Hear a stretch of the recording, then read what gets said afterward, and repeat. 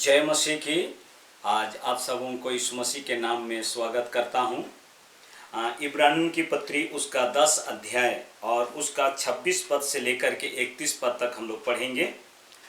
क्योंकि सच्चाई की पहचान प्राप्त करने के बाद यदि हम जानबूझकर पाप करते रहें तो पापों के लिए फिर कोई बलिदान बाकी नहीं। हाँ, दंड का एक भयानक बाट जोहना और आग का ज्वलन बाकी है जो विरोधियों को भस्म कर देता है। जब मूसा की व्यवस्था का ना मानने वाला 2 या 3 जनों की गवाही पर बिना दया के मार डाला जाता है तो सोच लो कि वह कितनी और भी भारी दंड के योग्य ठहरेगा। जिसने परमेश्वर के पुत्र को पाँव से रौंदा और वाचा के लहू को जिसके द्वारा वह पवित्र ठहराया गया था अपवित्र जाना और अनुग्रह के आत्मा का अपमान किया।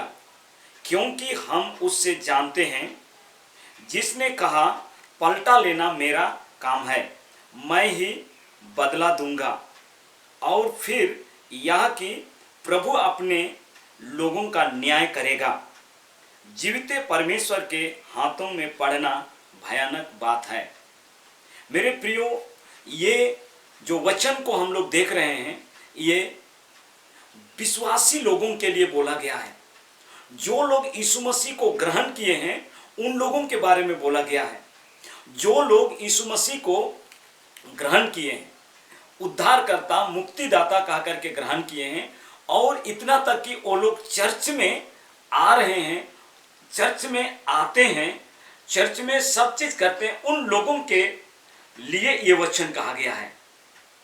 लेकिन मैं आपको बताऊं कि जानबूझकर यदि पाप करेंगे तो कौन कौन से पाप का परिणाम भुगतना पड़ेगा, क्या क्या परिणाम भुगतना होगा, इसको जान करके हम लोगों को चौकस बरतना होगा। क्योंकि यहां पर बाइबल में बताया गया है सच्चाई को जान करके, सच्चाई की पहचान करके यदि हम पाप करेंगे तो और कोई बलिदान बाकी नहीं है। यीशु मसीह आपके लिए और मेरे लिए एक बार बलिदान हुआ और उसने अपना बहुमूल्य लहू को बहाया और उसके लहू के कारण से आपका और मेरा उद्धार हुआ है। मेरे प्रियो, और यहां पर लिखा हुआ है यदि जानबूझ करके हम पाप करेंगे, गलतियां करेंगे, तो एक चीज का बाट जो होना बाकी रहेगा वह है दंड, आग का ज्वाला, और उससे और दूसरा कुछ नहीं होगा। इसलिए यहां पर लिखा है मूसा की व्यवस्था में 2 या 3 जन के गवाही देने के द्वारा से उनको सीधे सीधे उनको पत्थरवा किया जाता था, मार दिया जाता था। तो हम लोगों को परमेश्वर एक ऐसा अवसर दिया, आप और हमने यीशु मसीह को उद्धारकर्ता के रूप में ग्रहण किया, और इसलिए यहां पर किन लोगों के ऊपर में ये सारी दंड पड़ेंगे यहां बाइबल बताती है। जिसने परमेश्वर के पुत्र को अपने पांवों से रौंदा, जिसने वाचा के लहू को जिसके द्वारा से पवित्र ठहराया गया उसको अपवित्र जाना, और जिसने उस अनुग्रह के पवित्र आत्मा को शोषित किया, अपमान किया, उनके लिए भयानक दंड होगा। क्योंकि यहां पर यीशु मसीह, उसका लहू और पवित्र आत्मा, इन तीनों के विरुद्ध में अगर हम अपराध करते हैं, पाप करते हैं, तो परमेश्वर पलटा लेगा, क्योंकि वह न्यायी परमेश्वर है। यहां पर बाइबल बताती है परमेश्वर के हाथों में पड़ना भयानक बात है। इसका मतलब हम लोग को बहुत ही सावधानी से मसीह जीवन जीना है, क्योंकि अगर सावधानी से मसीह जीवन नहीं जिएंगे तो ये 7 बातें, 7 घटनाएं हमारे अंदर में घटेंगी। उससे हम लोगों को डरने की आवश्यकता है। हम लोग इस दुनिया में रहते हैं, अगर हम गलत काम नहीं करेंगे तो हम लोग को कोई भी प्रशासन या कोई भी हम लोगों को किसी प्रकार का कोई डिस्टर्ब नहीं करेगा, पनिशमेंट नहीं करेगा। लेकिन जैसे ही हम गलत काम करेंगे, इस इंडिया के आईपीसी धारा के अनुसार से हम लोगों को दंड सहना होगा। मेरे प्रियो, परमेश्वर न्याय करने वाला है, यीशु मसीह न्याय करने वाला है, और उसके हाथ में पड़ना, कब आप और हम हाथ उसके हाथ में पड़े? जब हम यीशु को ग्रहण किए। जब हम यीशु को ग्रहण किए उसी दिन उसके हाथ में हम लोग पड़ गए हैं। और इसलिए अब हम लोगों को यह जानना होगा कि अब हम अपने नहीं हैं, हम यीशु मसीह के हैं। और इसलिए यीशु मसीह के जीवन के अनुसार, यीशु मसीह के कथन के अनुसार हम लोग को चलना होगा। जैसा उसका स्वभाव था वैसा ही स्वभाव हम लोगों को बनाना होगा, उसी स्वभाव में हम लोग को चलना होगा। जिस प्रकार से कुलुस्सियों की किताब में लिखा हुआ है 2 अध्याय उसका 6 और 7 पद में लिखा हुआ है, जिस प्रकार से मसीह यीशु को तूने ग्रहण किया उसी में चलते रहो। और नीचे लिखा हुआ है, जड़ पकड़ते और अत्यधिक धन्यवाद करते रहो। हाँ मेरे प्रियो, ये तो परमेश्वर का वचन कहता है, लेकिन दूसरा पक्ष कहता है यदि तू नहीं चलेगा उस प्रकार से तो उसका बुरा परिणाम होगा। मैं 7 परिणाम के बारे में बात कर रहा हूं। पहला, यदि हम रोमियों की पत्री उसका 6 का 23 पद के अनुसार अगर हम देखेंगे, पाप करेंगे तो पाप की मजदूरी हमको मृत्यु मिलेगा। हर पाप करने वाला को मृत्यु मिलेगा, क्योंकि परमेश्वर के वचन को हम और उसकी आज्ञा को हम तोड़े हैं, तो हमको मृत्यु मिलेगा। मृत्यु मतलब वह नरक, वह दंड। दूसरा अगर हम लोग देखते हैं तो ऐसा लिखा हुआ है, यदि हम लोग अगला पॉइंट अगर हम लोग देखते हैं, स्वर्ग से हम लोग वंचित हो जाएंगे। जो मसीह पाप करेगा वह स्वर्ग से वंचित हो जाएगा।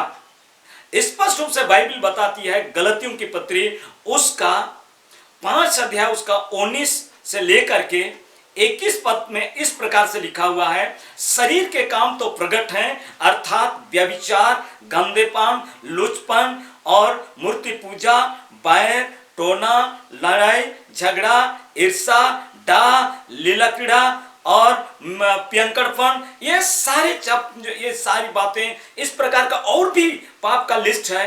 उन सब पापों को अगर करेंगे तो उसका मतलब है परमेश्वर के राज से वंचित हो जाएंगे, यानी स्वर्ग से हम लोग वंचित हो जाएंगे। इसलिए हमको इन शारीरिक पापों से अपने आप को बचा करके रखने की जरूरत है। यदि हम लोगों उत्पत्ति की किताब और उसका 3 अध्याय का 24 पद को अगर हम लोग पढ़ते हैं, वहां पर लिखा गया है कि आदम और हवा जब पाप किए तो उस समय में आदम की वटिका से उनको निकाल दिया और वापस ना लौट सके, इसलिए उसने ज्वालामय तलवार को वो खड़ा कर दिया। और वहां पर बताया गया ये दोनों परमेश्वर से अलग हो गए। हम लोग तीसरा जो हम लोग देखे हैं कि हम परमेश्वर से अलग हो जाएंगे, अलग हो जाएंगे।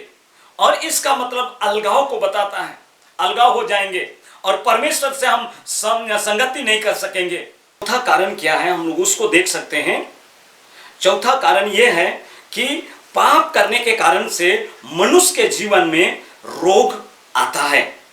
अगर हम लोगों मत्ती रचित सुसमाचार उसका 9 अध्याय का 4, 5 और 6 पद पे यदि हम लोग पढ़ेंगे, वहां पर लिखा हुआ एक लकवा से मरा हुआ व्यक्ति को यीशु मसीह कहता है कि तुम्हारा पाप क्षमा हुआ। इसका मतलब उसके अंदर में पाप के कारण से लकवा का रोग आ गया था। आप और हम भी यदि पाप मगर करेंगे तो हमारे जीवन में भी पाप और बुराई के कारण से रोग आ सकता है, क्योंकि बाइबल बताती है मनुष्य के जीवन में पाप के कारण से रोग आया है। हाँ मेरे प्रियो, आपका और हमारा पाप तो क्षमा हो गया, लेकिन पाप करेंगे तो फिर से वह रोग आ सकता है। इसलिए हम लोगों को सावधान रहने की जरूरत है। अगर हम लोग 5वां कारण अगर हम लोग देखेंगे कि मनुष्य अगर पाप करता है, परमेश्वर की आज्ञा को उल्लंघन करता है, तो उनको जो पद मिला है वो पद भी उससे छीना जा सकता है। जैसे अगर हम लोग पढ़ते हैं पहला शमूएल उसका 15 अध्याय और उसका 28 वचन को अगर हम लोग पढ़ेंगे, साउल को जो वहां का राजा, इस्राएल का जो राजा बनाया गया था, लेकिन उसने पाप किया, इसलिए सामुएल ने उनको कहा तुमने पाप किया इसलिए तुम्हारा राज्य छीना जाएगा और ये तुम्हारा पड़ोसी को ये राज्य पद दिया जाएगा। और उसके बाद में साउल को उस पद से हटा दिया गया और दाऊद को इस्राएल का राजा नियुक्त किया गया। हाँ मेरे प्रियो, आप और हमको भी जो परमेश्वर जो अधिकार दिया है वो अधिकार को हम लोग खो जाएंगे, इसलिए हमें सावधान रहने की जरूरत है। अगर हम लोग देखते हैं नीति वचन और उसका 28 का 2 पद में देखते हैं, वहां पर भी लिखा है हाकिम लोग इसलिए बदलते हैं क्योंकि वो करप्शन करते हैं और वे लोग पाप करते हैं, वे लोग घोटाला करते हैं और इसलिए उनको बदल दिया जाता है। छठवां अगर हम लोग देखते हैं, आशीष से वंचित होते हैं। यदि पाप अगर हम जानबूझ के करने के बाद में भी अगर हम पाप करेंगे तो जो आशीष परमेश्वर ने हमको देने का जो प्रतिज्ञा किया है वो आशीष से वंचित हो जाएंगे। बाइबल बताती है इफिसियों की पत्री उसका 1 का 3 पद में वह लिखा है स्वर्ग और पृथ्वी का सारा अधिकार वो देने का प्रतिज्ञा करता है। और उत्पत्ति उसका 12 का 5 और 6 पद में भी कहता है तेरे कारण सारे भूमंडल के लोग आशीषित होंगे। वह आशीष हमको मिलने का था। और गलती उसका 3 अध्याय 13 और 14 पद को हम लोग पढ़ते हैं तो श्राप को तोड़ दिया और हमें आशीष दिया यीशु मसीह के कारण से। लेकिन अगर हम पाप करेंगे तो वो आशीष से वंचित हो जाएंगे। इसलिए हमें बहुत ही सावधानी पूर्वक जीवन जीने की जरूरत है मेरे प्रियो। अगर हम लोग 7वां को अगर हम लोग देखेंगे तो वहां पर बाइबल बताती है कि हम लोग जब जानबूझ करके सच्चाई को जान गए हैं और उसके बाद में भी अगर हम लोग पाप और बुराई करते रहेंगे तो हम लोगों का नाम जो है जीवन की पुस्तक से काट दिया जाएगा। परमेश्वर के वचन में ऐसा लिखा हुआ है, प्रकाशित वाक्य उसका अगर 3 अध्याय उसका 5 पद को अगर हम लोग पढ़ते हैं तो वहां पर लिखा हुआ है जो जय पाएगा उसका नाम जीवन की पुस्तक से नहीं काटा जाएगा। जो लोग जय पाएंगे उनका नाम जीवन की पुस्तक से नहीं काटा जाएगा। लेकिन जो लोग पाप करेंगे और जो लोग आज्ञा को तोड़ेंगे उनके बारे में बाइबल बताती है मेरे प्रियो। अगर हम लोग भजन संहिता उसका 69 अध्याय उसका 28 वचन को पढ़ेंगे तो वहां पर लिखा हुआ है उनका नाम काट दिया जाए और धर्मियों के संग ना लिखा जाए। हाँ मेरे प्रियो, धर्मियों के संग ना लिखा जाए इसका मतलब हमारा नाम काटा जाएगा।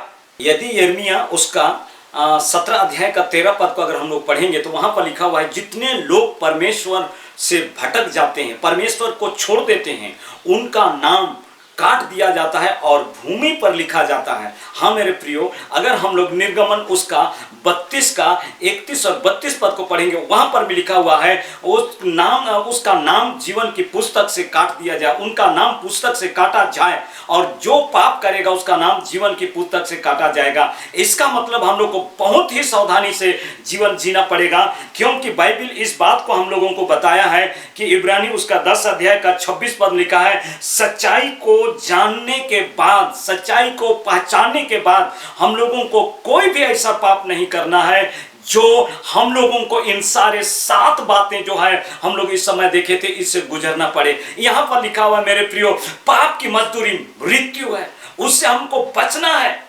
स्वर्ग से वंचित हो जाएं उससे हमको बचना है मेरे प्रियो। और यहाँ पर लिखा है परमेश्वर से अलगाव हो जाएंगे, इसलिए उससे भी हमें सावधानी बरतना है। परमेश्वर जो हमारे पाप के कारण से, हमारे जीवन में जो पाप और गुनाह के कारण से रोग और बीमारी को ला सकता है, इसलिए उससे भी हमें वंचित होना है। उससे हम लोग अपने आप को ध्यान देना है मेरे प्रियो, सोचना है, सचेत होना है। और यहाँ पर लिखा है परमेश्वर के वचन को अगर तोड़ेंगे, उसकी आज्ञा को अगर हम लोग तोड़ेंगे, जो पद मिला है, जो पदाधिकारी याजकों का समाज का जो पद मिला है, नीच प्रजा का जो है, नीच संतान होने का, लेपालकपन होने का जो पद मिला है, वो भी सब खत्म हो जाएगा। और मेरे प्रियो हमें जो आशीष की जो प्रतिज्ञा की गई है वो आशीष हमें नहीं मिलेगा और हमारा नाम जो जीवन की पुस्तक में लिखा हुआ है वो भी नहीं मिलेगा।